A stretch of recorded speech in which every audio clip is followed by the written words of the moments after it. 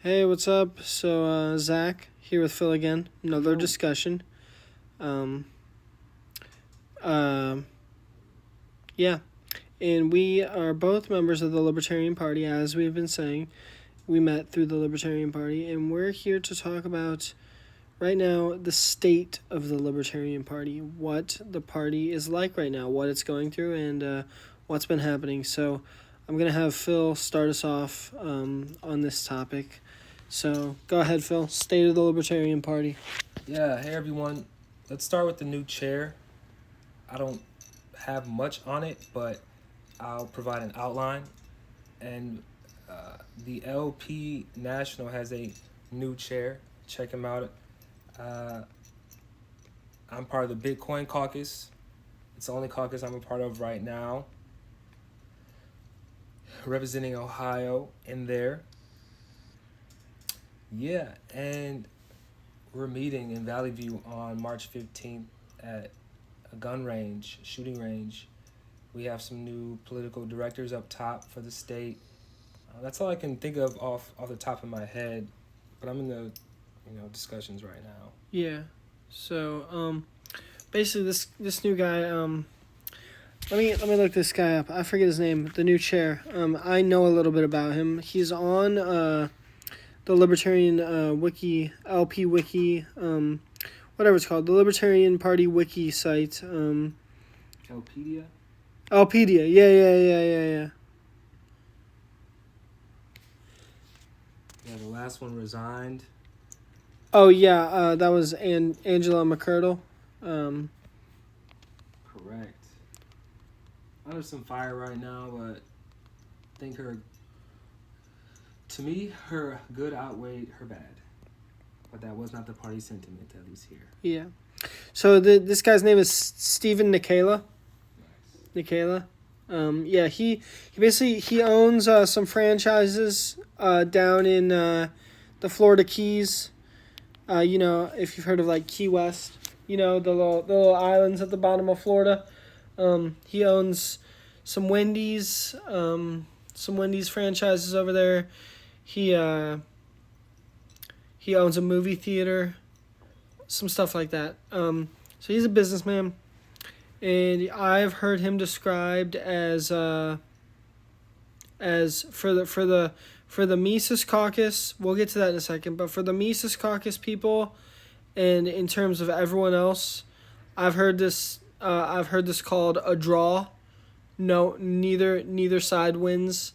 This guy, he is from the Mises Caucus, but he seems to be one of the more moderate members. So as far as anyone you're gonna get from the Mises Caucus, he's probably the best guy you can get. If you're not part of the Mises Caucus, he's probably the best Mises Caucus guy you could hope for.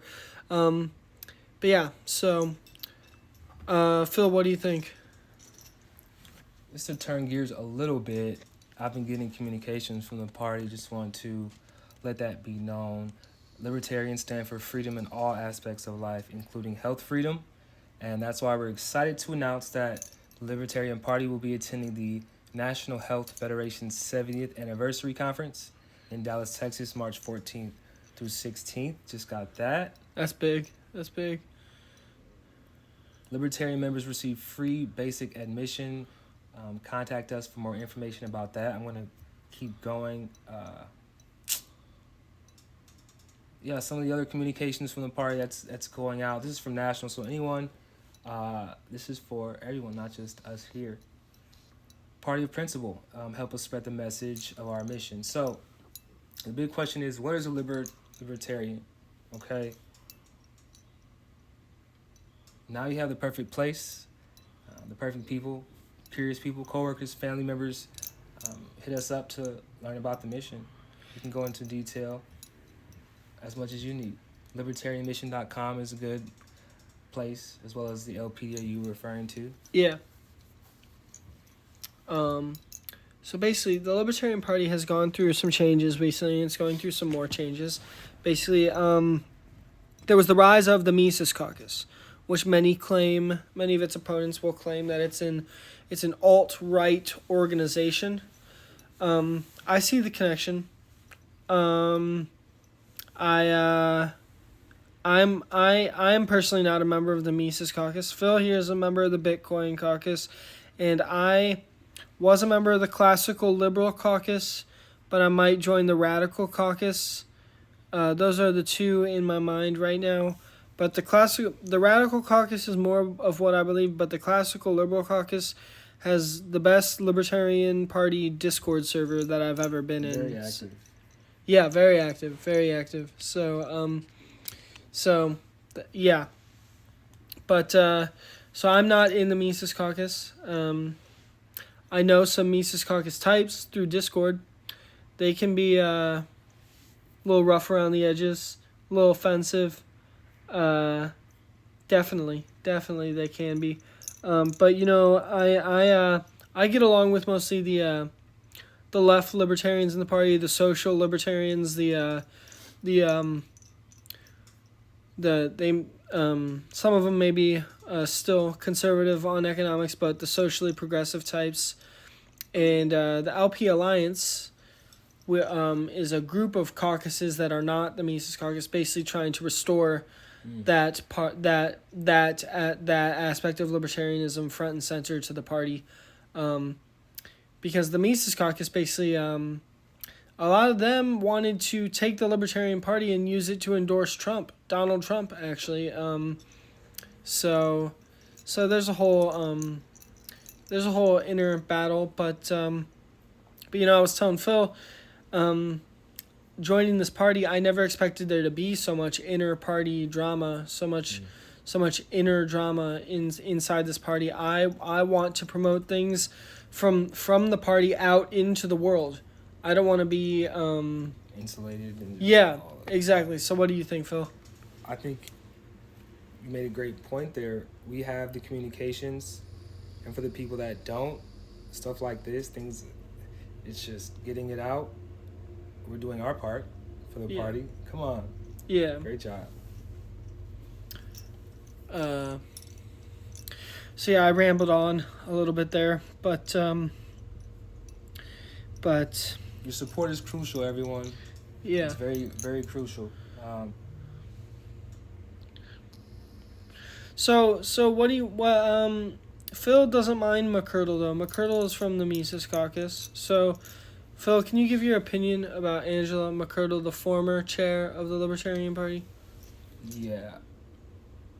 She sacrificed a lot, and she's getting heat for what she did and what she did do. Polarizing figure, helped get, being part of the Bitcoin Caucus, her getting Ross Ulbricht out. That was big. I think that's a fair trade for what she did, and it should be no. Give her a break. Like, this guy is out, and it's because of the Libertarian Party, not just her, but she was at the head of that though. Yes, yeah. Exactly. So, me personally, I think she was I think she's probably a fine as an individual. I think in fact she was a nice face that the Mises Caucus could put out to promote itself. And she was smooth, but she's people are saying she's corrupt. People are saying there's a lot of corruption going on in the party now because of her, and she made friends with some quite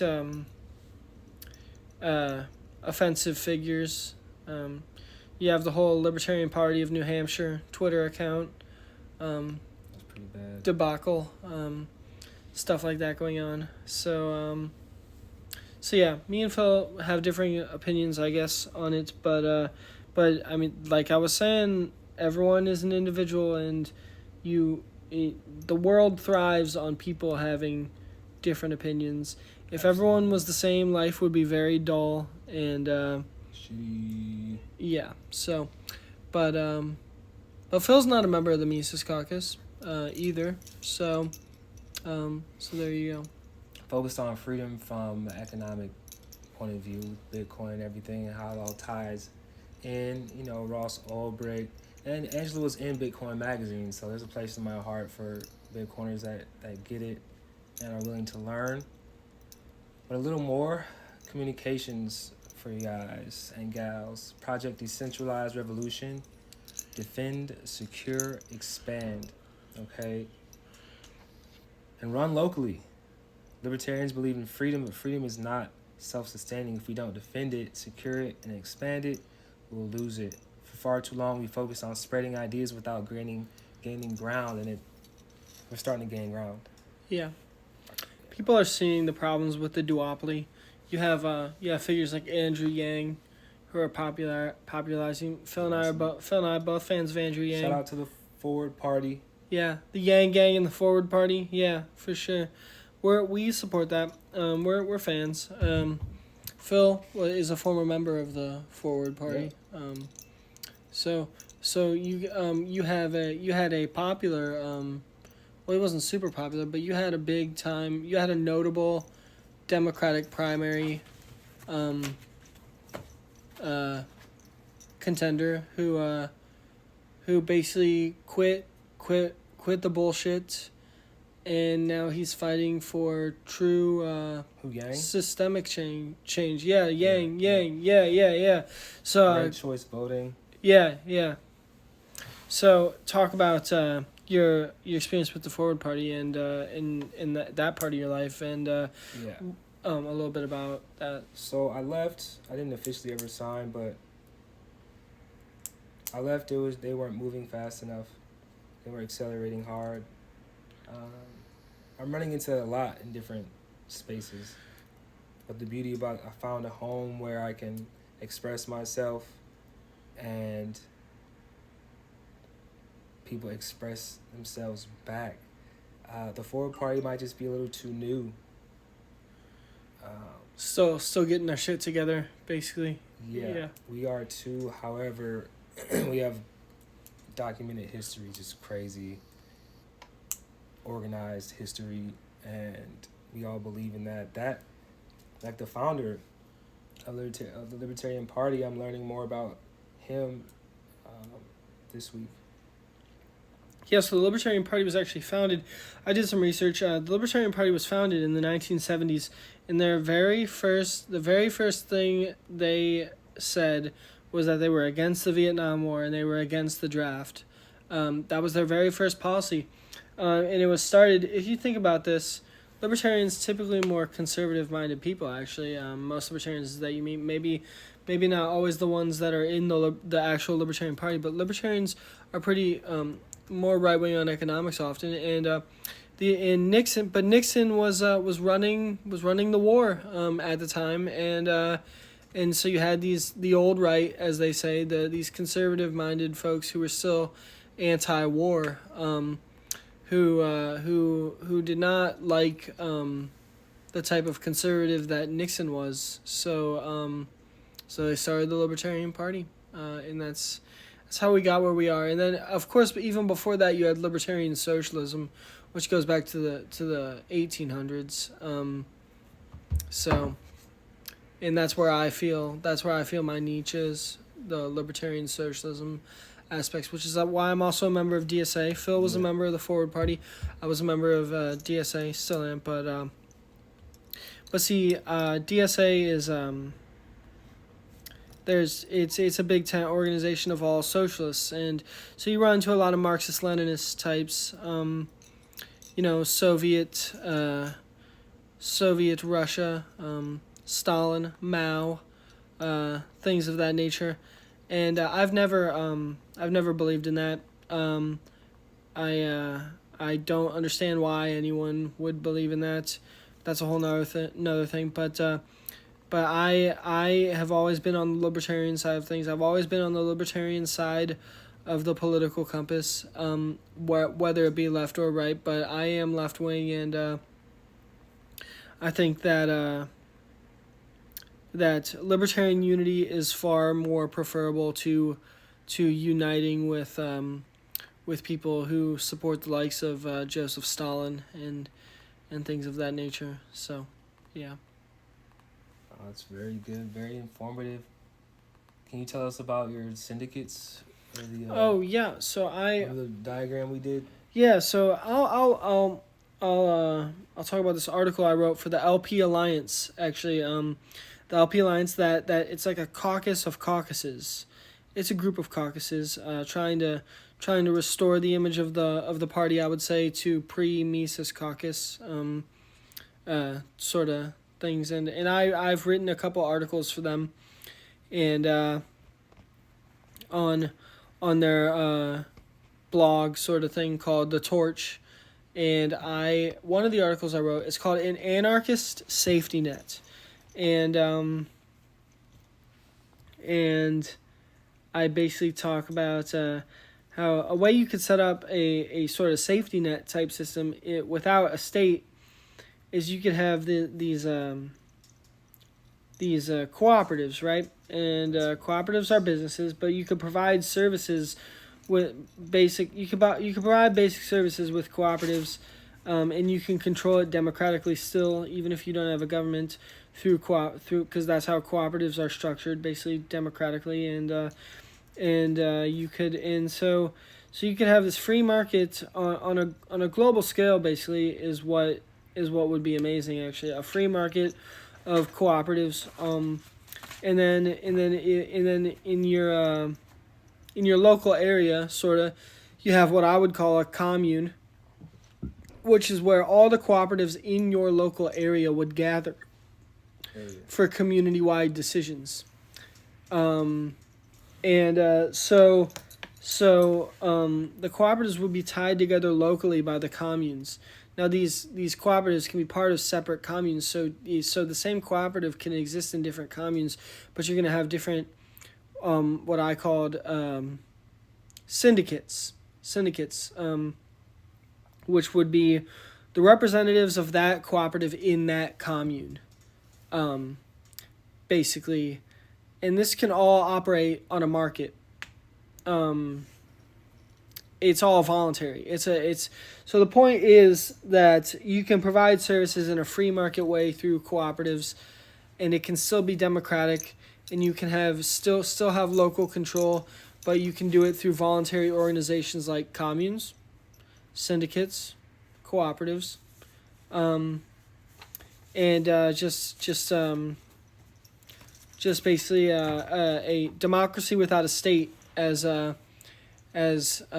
think it was Öcalan, the Kurdish leader, said. He supported democracy without a state. It was either Öcalan or the guy who inspired him, which was Murray Bookchin. Sort of the idea for a democracy without a state is how you could do that. So, yeah, that's a little sketch, but the article explains it better. But I can provide a link to the article in the description of this video. So, yeah. Anyway, Phil, you got anything to say? Yeah, we'll close out like this. Little plug. Defend the Guard, uphold the Constitution. Defend the Guard legislation would prohibit a state's National Guard, from being deployed into active combat without a formal declaration of war by Congress as provided by the Constitution. So, to use that, what is that? I mean, it's pretty self-explanatory, but it sounds like you can't take the states before the feds. Something like that. I think... Well, this is a big deal for us here in Northeast Ohio because you had the Kent State massacre. We were just talking about the Vietnam War. Students who were protesting the Vietnam War at Kent State in the 70s or late 60s, early 70s, sometime in there. Some of them were killed. I think 4 of them were shot dead by the May 4th. Yeah, the National Guard. The National Guard were because that's how the song goes. Ohio by Neil Young, or yeah, with Neil Young in it or something like that. It goes like 4 dead in Ohio or whatever. So, yeah, that's a What's big. it called?